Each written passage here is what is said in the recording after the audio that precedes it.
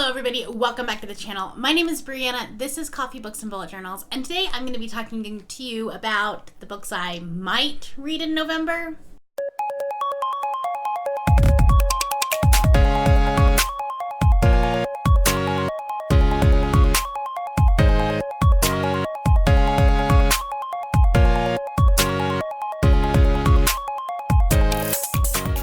Alright, so I have come to the conclusion that I'm not making any promises this month.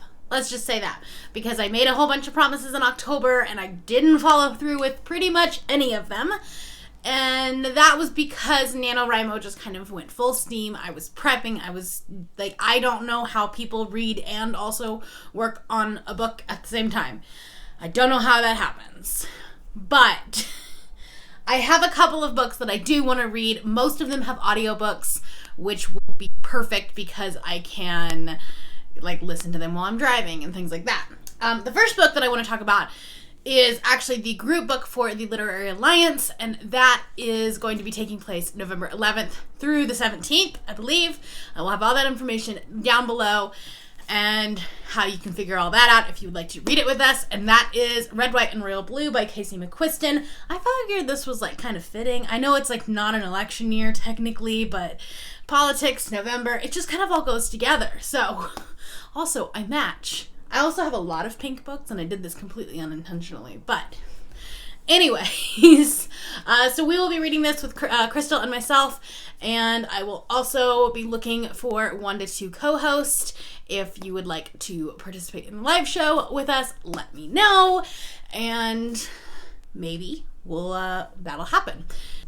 I've had too much coffee today, and my mind is going a million miles an hour. It's cool. All right, and then other than that, it is Nonfiction November. I do want to read a lot of nonfiction books. I only have 3 challenges left on my prompts for the Pop Sugar Challenge, and they're all nonfiction. I don't know how that happened, but it did.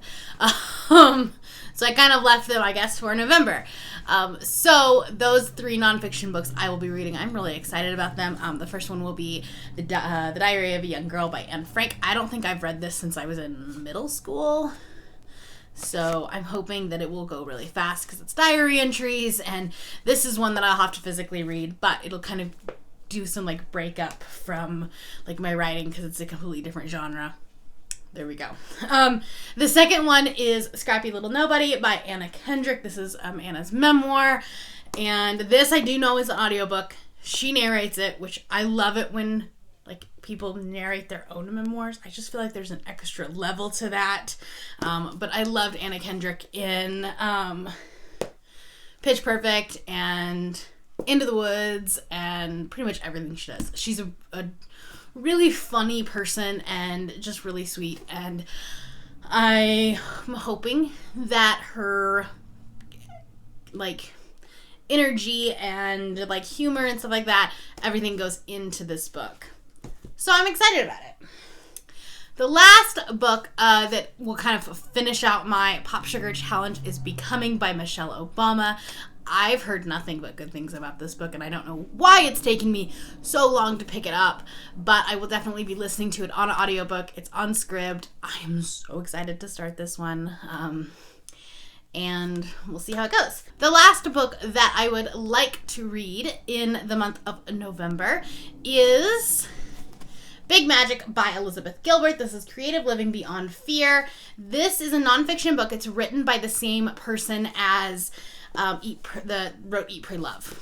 And this is all about living creatively and utilizing your ideas, and when you have an idea to run with it, because if you don't, someone else will.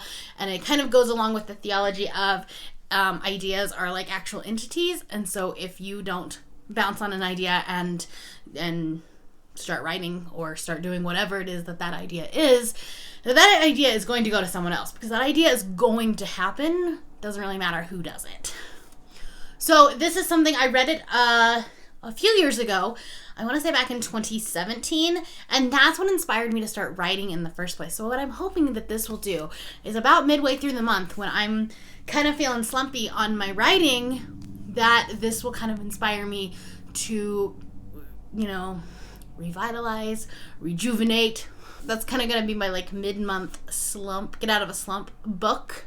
I'm hoping that that's what happens, because when I did read it last time, I got very inspired and very like excited to start doing projects. And I think that's what made me kind of find NaNoWriMo to begin with in 2017. Other than that, I do have like a secret TBR that I'm kind of working on, but it's like going really slowly. I haven't really even started it, let's be honest.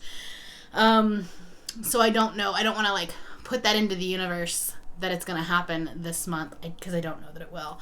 Like I said, NaNoWriMo is going to be my main focus of this month for the most part, especially because I know that it's going to take up a huge chunk of my time that is normally, like that free time is normally dedicated to reading. Now I'm going to be sitting in front of my laptop, which is fine, but that's less reading. So I've imagined that my November wrap-up is going to be much shorter, but that's okay. I'm still excited. All right, guys, that is all I have for you today. Let me know which books that you are excited for. Are you participating in Nonfiction November?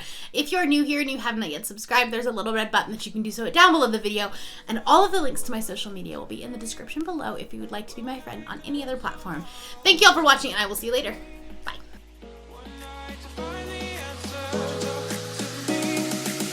What makes this heart beat faster?